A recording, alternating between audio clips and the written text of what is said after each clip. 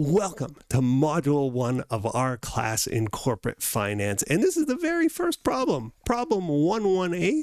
You can click the link in the description to download a copy of this workbook for yourself. This problem has us looking at operating cash flows. Now, I want to explain why we're going to look at operating cash flows.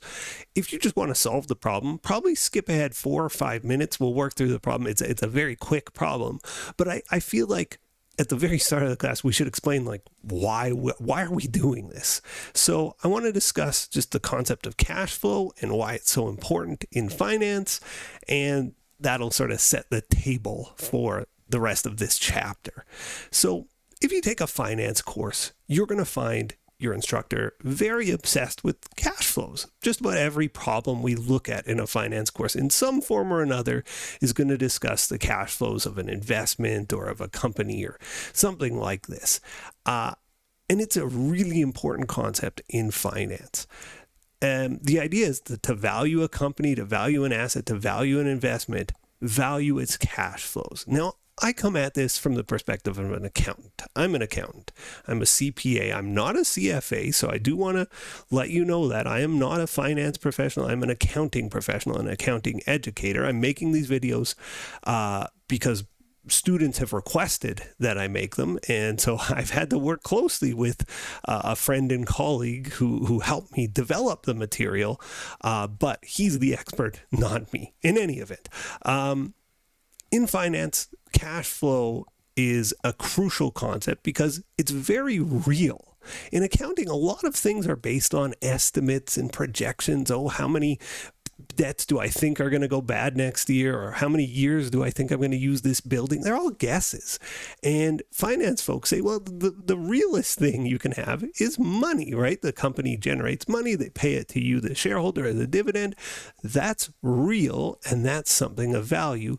That's what we want to base all of our work around, is the cash flow that the company is generating, not some accountant's estimates that are ingrained in the profits. So what our first chapter has us doing in this course is just going from those accounting numbers, which are definitely useful in accounting, to cash flow numbers, which are much more useful in finance. So you'll find in most finance classes, you'll be doing calculations like this early on, taking accounting income statements and balance sheets and moving them over into cash flow information, not cash flow statements. That's another accounting financial statement, but cash flow information, converting accounting information into finance information. So a few more concepts, and then we'll jump into the problem.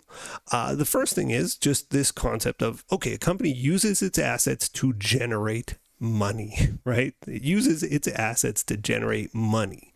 And what can it do with the excess money it generates? Well, it can use it to buy more assets and to sort of satisfy its own assets. So it can use it all on the left side of the equation. But if it has extra money, it will often pay money out to creditors or pay money out to shareholders, or likely both. Well, from finance perspective, we're often playing the role of creditor or stockholder, right? We buy bonds in a company, that's we're creditors, or we can buy stocks in a company, then we're investors. So we're very interested in how good the company is at using its assets to generate cash flow, because that's money that's going to come to us potentially. So we're very interested in the cash flow of the company because it's important to us as investors or potential investors or lenders or potential lenders.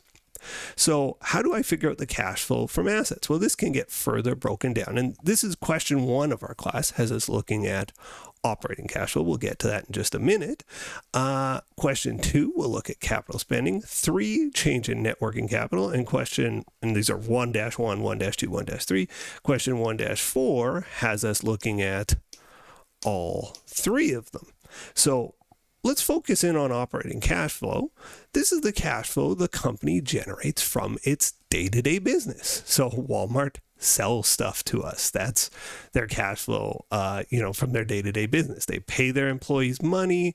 Maybe they buy goods from their suppliers and they sell stuff to us, right? Those are the operating cash flows, the main operating cash flows of a big retailer like Walmart or Home Depot. So operating cash flow is just the company basically doing what it does to make money.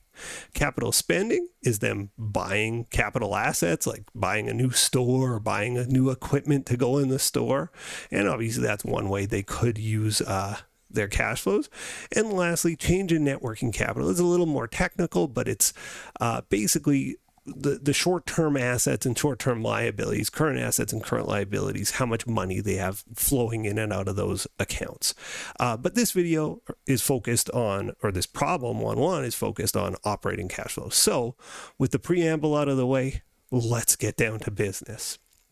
So we're figuring out how much money the company's day-to-day business is generating, and the starting point here is an accounting income statement. So let's read the question and see how we do. Stranger Company has sales revenues of $30,000. The operating expenses are $21,000, including depreciation of $3,000.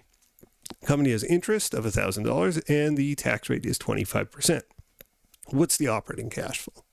Okay, to figure this out, basically they've given us an accounting income statement. Let's prepare that income statement. So we have sales of $30,000, and the income statement is the summary of revenues and expenses, and take your revenues, your amount your company earned minus your expenses, your costs, and that tells you how profitable the company was. So let's figure out the accounting profits of this company.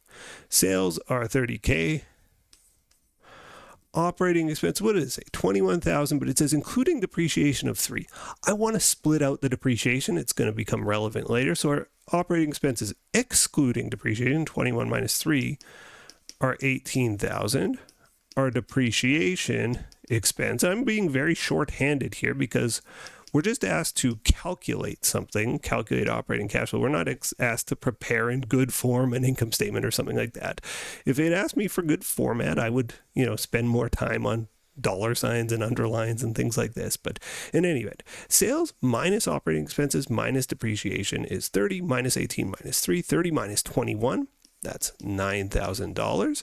And that is our EBIT. Now, EBIT stands for earnings before interest and tax. In accounting class, I would call this operating income. But in a finance class, we're going to call it EBIT. But we're essentially referring to the same thing. There's maybe some small differences here or there, but for all intents and purposes, we're talking about the same thing. So earnings before interest and tax, well, then let's take away interest, which was 1,000, to get us down to 8, which is our earnings before tax. Take away the I, because we did take away the interest. And that brings us down to our taxes. Our taxes were 25%. 25% of 8,000, I can do in my head. It's 2,000. A quarter of 8 is 2. And that brings us to our bottom line, our net income, our earnings, our profits. This company made $6,000. Okay, so there we have a beautiful sort of income statement. But we haven't answered the question, what are the operating cash flows? There are so many ways a person could calculate this. I'm going to show you the one that I've seen most commonly in finance textbooks. And it says, start with EBIT and work from there. So that's what we'll do. We'll start from EBIT and we'll work from there. So if I have my EBIT, which was $9,000, now I need to look above EBIT and below EBIT. I'm going to look above EBIT and I'm going to say, is there anything up there that should have been excluded?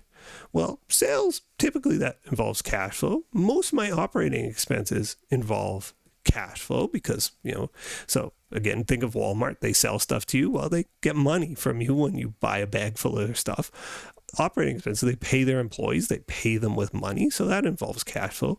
The one that sticks out, though, is depreciation. There's no cash flow with depreciation. Depreciation is called a non-cash expense. So it's a special expense, and we're going to deal with depreciation throughout the course, so it's just worth knowing, okay, depreciation never involves cash. So EBIT isn't cash flow because it includes depreciation. So we want to know cash, right? So let's take that depreciation out of our EBIT. Now, how do I take it out? Well, I went 30 minus 18 minus 3 is 9. Well, let's pretend I didn't have that. It would be 30 minus 18. It should be 12. So this should be 12. So I'm going to actually have to add back depreciation. So I add depreciation of 3,000. So now my subtotal is 12, right? So it's, again, there's many different ways we could calculate this. This is one of them. Okay, let's look below the line. We got two more expenses. We got interest, because this is earning before interest and tax. We got interest and tax. Interest can involve cash, but it's not considered an operating cash flow. It's not considered part of the day-to-day business of the company, and it's a payment out to creditors, right? So it's something different. It's a different kind of cash flow. Taxes, though, are operating cash flows. This $2,000 in taxes is a $2,000 deduction from our cash. So minus 2,000 equals 9 plus 3 is 12, minus 2 is 10. That is my operating cash flow, which we will abbreviate in this course as OCF. So the formula is EBIT plus depreciation minus taxes.